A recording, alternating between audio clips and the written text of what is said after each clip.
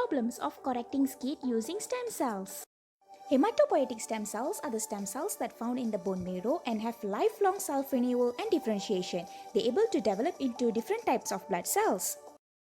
Hematopoietic stem cells transplantation is the process of taking HSCs from one person and re-establish them into another person whose bone marrow is damaged. HSCT is an effective approach for SCID treatment. The first problem is failure of HSCs engraftment because bone marrow of SCID patient is full of their own damaged stem cells that cause the HSCs cannot find any place to establish themselves. So there will be failure of supply of lymphoid lineages and impairment of T cell function in SCID patient.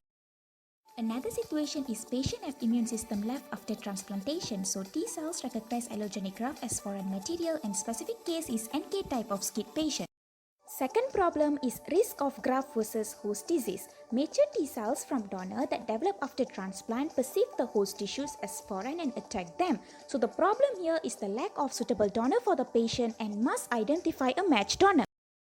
A matched donor is whose HLA same with those of the recipients. The compatibility of HLA is vital to determine the chance of engraftment. At the same time, keep the risk of GVHD low. However, if a perfect match cannot be identified, can use haploidentical donor.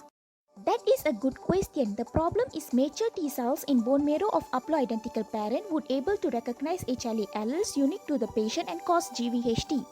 Third problem is a slow immune reconstitution. Antibody production after HSCT for SCID depends on specific form of SCID and on type of donor, whether a matched or haploidentical donor. This is because normalization of antibody production occurs in some but not all patients.